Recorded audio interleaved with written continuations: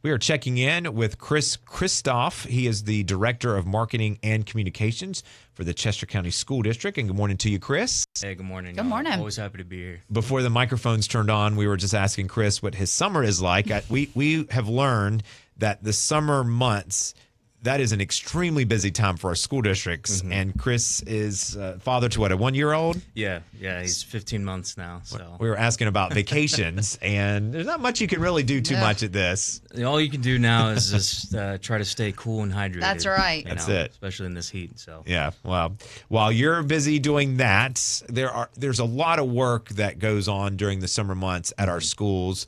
Kind of bringing them up to speed with a lot of construction projects that they really can't do, or they try not to do when kids are in school. Mm-hmm. But what does that look like this summer in the Chester County School District? So yeah, like you said, we're wrapping up a lot of our summer projects, or making headway with a lot of the major construction projects going on there. Biggest of which right now is the track, competition style track that we have at Louisville High School. I just went by there yesterday, and they just finished pouring the track, and it looks phenomenal, man. I mean, it's going to be a real big plus for our students to be able to host. And again, it's accessible by all of the high schools, not just exclusive to Louisville High School. But we'll be able to host track meets within the county, which is a big plus for them. So making strides on that. Chester Park Complex, they're just finishing up the bus canopy project. That's been a long time coming, but they're making final adjustments on those. Is that canopy just to protect students from weather loading conditions? Yeah, loading and unloading during the harsh sunlight or heavy rains, things like that. So they'll be able to have some coverage there when they get on and off the buses in the mornings and the afternoons. So, also Chester Park Complex, they have a tennis facility, again, accessible countywide. All the schools can use it. So it's tennis courts being completed there. Chester Middle School, they're working on replacing the flooring there, so having that done before school starts.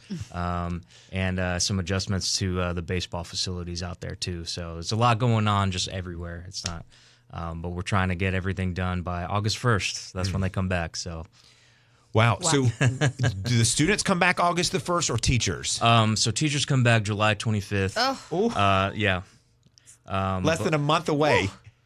But again, it's they have the intersessions there, right. So keep that in mind. We got those intersessions, modified calendar, right, to help with the burnout and give teachers an opportunity to take off. So we're not shortening the summer. We're just kind of redistributing some off time there. And when do those intersessions happen? We have one. So we have one in October, and the other one I believe is in March. Okay, and those are week long. It's week long. Yep. Yep. So teachers return back to the classroom in Chester County on July 25th. Mm-hmm, that's a Thursday. So they'll have a couple days of PD there. Then the students come back the following Thursday, August 1st. So boy. Yeah. Okay. Yeah. Just around the corner. So. We were just talking about our regularly scheduled program. Ashley's ready for a routine now. She's had her. I don't know. It depends on it doesn't even depend on the day. It kind of depends on the moment. But she's already had a loose schedule, and she didn't like it. So this morning she said, "I want the schedule back." When they do come back to the classroom, the Chester County School District did pass its budget. Walk us through the dollar amount there and some of the bells and whistles that we can find in that budget. Yeah, absolutely. So expenditure-wise, we're looking at – I got my notes here because it's a lot to remember, so just bear with me a moment. But we have total expenditures of just over $69 million.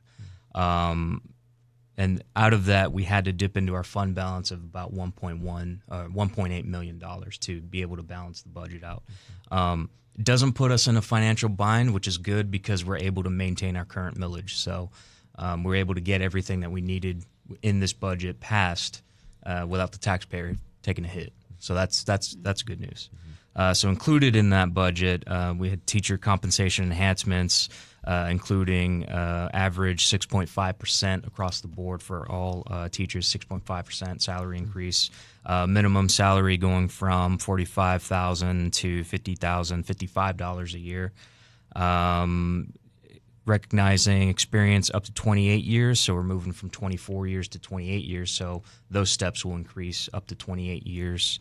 And then we had that $2,500 recruitment and retention bonus for teachers, for classroom teachers, so they'll get that at the end of the year for being in the classroom.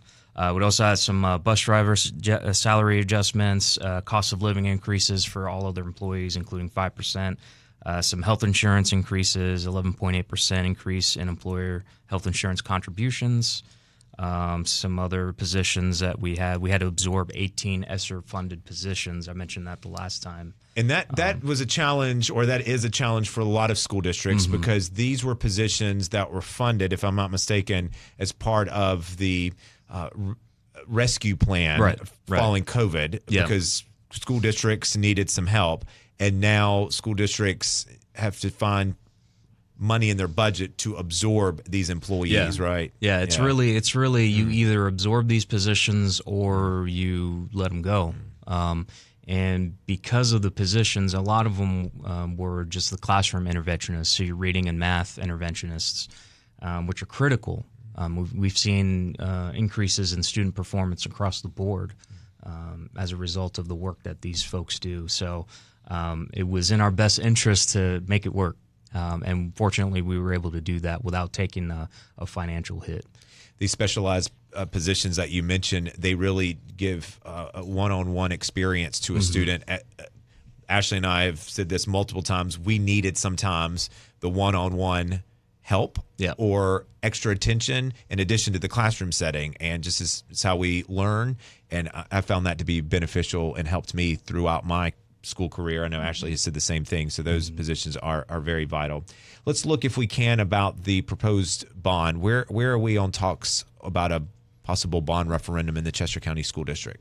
So our board, we're still kind of in the planning stages. The board had a meeting early this month, early June, to talk about capital. And again, this is all already public, so anybody listening, you can go on our YouTube channel, CCSD Live, and watch those meetings. We live stream everything. But it looks like the board is leaning towards just a high school referendum, so just focusing on the high school buildings themselves. So whereas our last bond referendum, we had some elementary projects in there, we had career center projects included in that, some athletic things. All that's being taken off the table. We're just focusing on the high school buildings right now. So now it's just, okay, what are these buildings going to look like, and what is a dollar amount that would, one, get us everything we need, and two, get support from the taxpayers. That's the biggest thing. So we're kind of at that point now. Is the goal to possibly have that ready by the time the elections roll around in November? Yeah, we're trying to have it. I know we have to make the resolution, I think, 90 days prior to that. So we're really trying to meet that deadline and have it ready for the November election. We think because it's a presidential election year, we think that a lot more people will be out voting. So we may have a better shot this time around. That's great. Well, the Chester County School District, like so many of our school districts in our listening area, they are hiring. There are a number of positions available in the classroom, outside of the classroom. So if this is something that interests you and you like having summers off and other holidays off and extra days scattered in there, might be a good opportunity for you to do so. And again, if you are coming from the private sector or the business sector and you want to come into the classroom and you have no education experience, a lot of these school districts, there are programs that will work with that individual to get them up to speed. And they're bringing some valuable lessons from the business world to the classroom. So that's a benefit there. But learn what's going on in your local school district and beyond. And Chris, enjoy the rest of your summer. You literally have a couple of weeks before everyone last couple of weeks. Just around the corner. That's right. Returns back to the classroom there. Yeah, we get a little bit of a lull there. So it's almost like after graduation, we're still kind of at 100% trying to pass budget. Then once we pass the budget, we can kind of breathe easy for a little bit, and then going into July, we're right back at it. Wow. So. Chris Kristof is the Director of Communications and Marketing for the Chester County School District.